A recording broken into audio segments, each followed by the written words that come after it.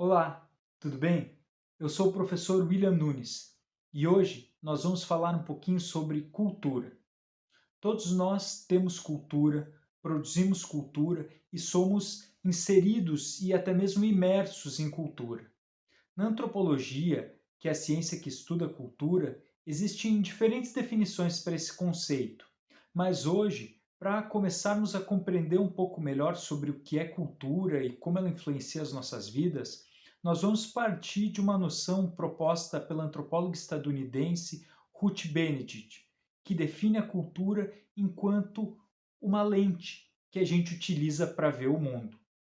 Essa é uma metáfora muito interessante, pois ela nos ajuda a perceber o quanto a bagagem cultural influencia e até mesmo condiciona a forma como a gente vê o mundo e se relaciona com a sociedade ao redor.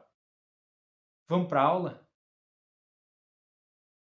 Então, a noção de cultura enquanto uma lente através da qual a gente vê o mundo é apresentada pela Benedict no livro O Crisântemo e a Espada e muito bem sintetizada pelo antropólogo brasileiro Roque de Barros Laraia, o qual afirma que, de acordo com Benedict, a cultura é como uma lente através da qual o homem vê o mundo e que, por isso, homens de culturas diferentes usariam lentes diversas e então teriam visões desencontradas da realidade.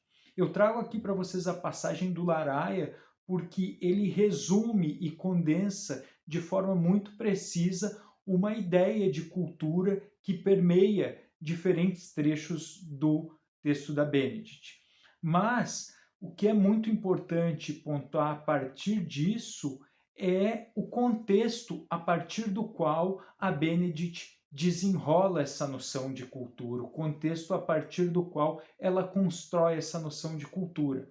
O Crisântemo e a Espada é fruto de um estudo realizado pela Ruth Benedict sobre a cultura japonesa no período da Segunda Guerra Mundial, um estudo desenvolvido sob encomenda do governo dos Estados Unidos, porque os norte-americanos queriam compreender melhor seus inimigos e saber que tipo de comportamentos poderiam esperar em diferentes situações de guerra.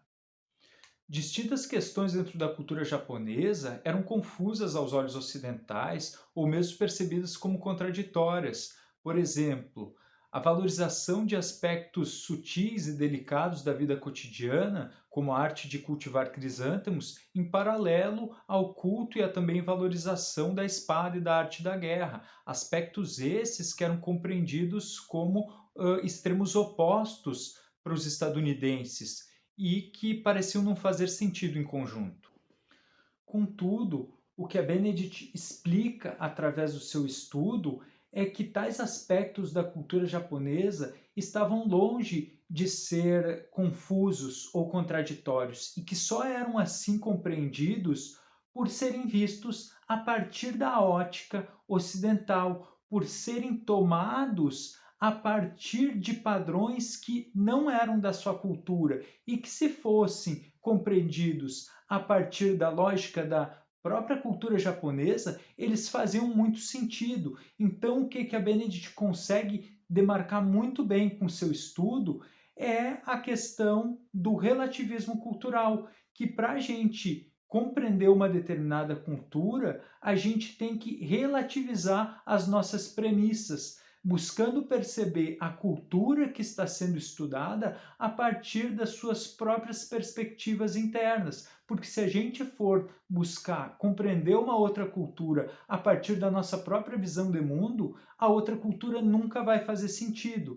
Então, a partir daí fica muito evidente o quanto a cultura condiciona a nossa percepção de mundo e o quanto, a partir de culturas diversas, a gente pode ter percepções muito distintas sobre uma mesma coisa. Porém, a gente não precisa ir tão longe e contrastar culturas tão distantes como a dos Estados Unidos e a do Japão para perceber isso. A gente pode ver isso em exemplos da nossa realidade próxima, pensando em questões do nosso cotidiano.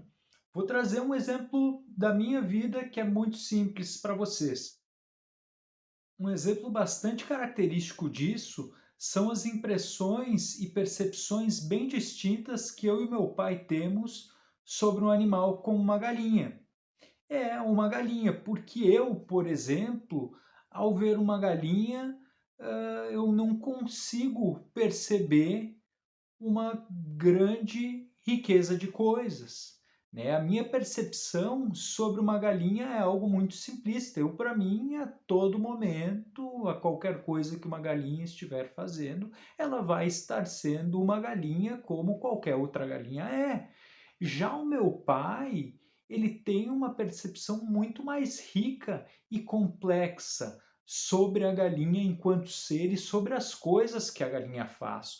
O meu pai, por exemplo, ele consegue perceber quando uma galinha está cacarejando porque está colocando um ovo, ou perceber a diferença de quando a galinha está cacarejando porque ela está procurando um pintinho perdido, ou quando a galinha está cacarejando porque tem um predador e ela está desesperada. Ou seja, o meu pai, por ter um vínculo muito maior com o campo, com o meio rural, ele consegue perceber coisas muito mais ricas ligadas a esse meio, enquanto a minha percepção ela vai ser muito mais diminuta.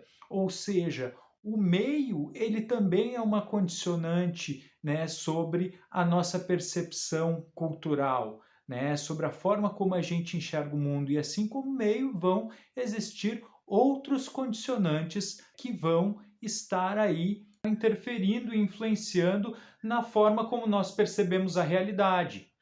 Então, agora eu vou passar para vocês alguns exemplos desses condicionantes, os quais vão ser abordados de forma mais detida em outras aulas. O primeiro condicionante que eu trago para vocês é o de idade e geração.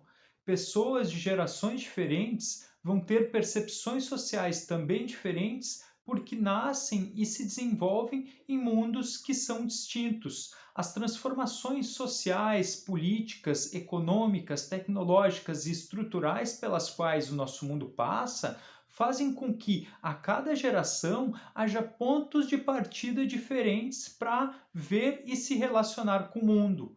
Hoje se fala muito sobre como a geração Z, que nasceu após o desenvolvimento da internet já ter se consolidado, tem formas de se relacionar com o tempo e com o espaço e também com diferentes questões da vida cotidiana que contrastam muito com as gerações precedentes. Outro condicionante cultural importante é o de gênero e sexualidade. Ser mulher ou homem, pessoa cis ou transgênero, ou ser heterossexual, homossexual, bissexual, pansexual ou ter outro tipo de sexualidade influencia não apenas em desigualdades, mas também na forma de se perceber no mundo, na forma de compreender a sua identidade, assim como na forma de se relacionar com seu corpo e com os corpos dos outros. Para abordar o lugar e o ambiente enquanto condicionantes culturais, eu trago uma passagem muito exemplar do antropólogo brasileiro Roque de Barros Laraia, o qual fala das distintas percepções de uma pessoa da cidade e de um indígena sobre o ambiente da floresta. Ele fala que, enquanto para um antropólogo, que é uma pessoa da cidade, a floresta amazônica não passa de um amontoado confuso de árvores e arbustos dos mais diversos tamanhos, com uma imensa variedade de tons de verdes, a visão que um índio tupi tem desse mesmo cenário é totalmente diversa. Cada vegetal tem um significado qualitativo e uma referência espacial. Em vez de dizer encontro-lhe na esquina, junto ao edifício tal, o indígena frequentemente usa determinadas árvores como ponto de referência. A floresta é vista por ele não como um mundo vegetal amorfo, mas sim como um conjunto ordenado constituído de formas vegetais bem definidas. Ou seja, em se dependendo do lugar, do ambiente, do meio onde a gente nasce, cresce e é educado, as referências que a gente vai ter para se guiar na realidade também são distintas. O grupo ou a classe social do qual a gente faz parte tem uma importância cultural muito grande na definição das nossas visões de mundo, dos nossos gostos, das nossas preferências e das nossas formas de viver, tendo em vista que, a partir de diferentes realidades socioeconômicas, se estruturam diferentes padrões de valores, de sociabilidade, de convívio, de consumo, de lazer, dentre outros aspectos. É a partir dessas distinções de grupos de classe que se estruturam, por exemplo, noções de cultura popular e cultura de elite. Outros aspectos muito importantes para pensarmos na definição das nossas visões de mundo são raça e etnia. Quando falo em raça, não falo no sentido biológico do termo, mas sim no sentido social, tendo em vista um processo histórico de racialização existente na nossa sociedade, tanto pela escravização de povos negros, como pela xenofobia e segregação de imigrantes em diferentes momentos históricos e em diferentes contextos. Então, raça e etnia se demonstram como elementos que tratam da nossa ancestralidade e da forma como nós reivindicamos a tradição e, a partir da tradição dos nossos povos, também guiamos as nossas formas de ser, de agir e de pensar no mundo. Junto dos diferentes grupos étnicos, também é importante pensar o quanto as diferentes religiões e crenças também são condicionantes culturais importantes na estruturação das nossas visões de mundo. Para dar um bom exemplo, a gente pode pensar nas formas distintas de cosmovisões propostas por religiões monoteístas, como é o caso das religiões cristãs, frente às cosmovisões propostas por religiões politeístas, como é o caso das religiões afro. Nas religiões monoteístas, vai existir uma visão de mundo muito mais estruturada sobre um dualismo, Deus e diabo, o bem e o mal, o que é ruim e o que é bom, o que é certo e o que é errado. Enquanto em religiões politeístas, essas questões elas vão ficar um pouco mais complexas e mais difusas, né? Diferentes deuses eles vão ter ao mesmo tempo características consideradas boas e louváveis, quanto características negativas e reprováveis. E essas diferentes cosmovisões em cada religião vão fazer que os seus crentes, os crentes de cada religião, também estruturem as suas visões de mundo de maneira diferente e as suas formas de perceber o mundo e de proceder na realidade de formas diversas. Bem, pessoal, essas foram apenas algumas considerações sobre condicionantes culturais. Agora eu gostaria de destacar com vocês alguns pontos centrais dessa aula. Vamos lá então. O primeiro ponto a se destacar é aquela noção de que a cultura condiciona a nossa visão de mundo. Lembre-se sempre da metáfora proposta pela Benedict, da cultura enquanto uma lente. Pessoas de culturas diversas têm lentes distintas e por isso vão perceber a realidade de maneira desencontrada.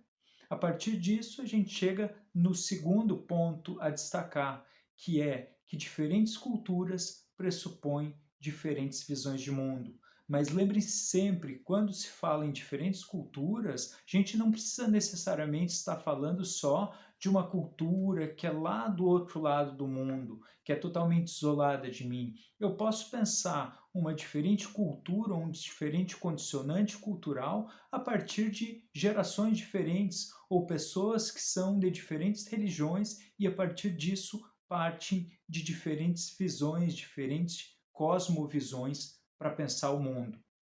E por fim, pessoal, nós estudamos estudo, nós estudamos cultura, né? A gente busca compreender a diversidade cultural no intuito de dialogar, no intuito de conseguir se abrir para outras culturas. Então, ainda que a cultura condicione a nossa visão de mundo, a gente não deve ficar limitado a isso. A gente deve buscar um posicionamento de relativização do nosso padrão cultural para tentar compreender as visões das outras culturas, as visões dos outros. É isso, espero que tenham gostado. Até a próxima!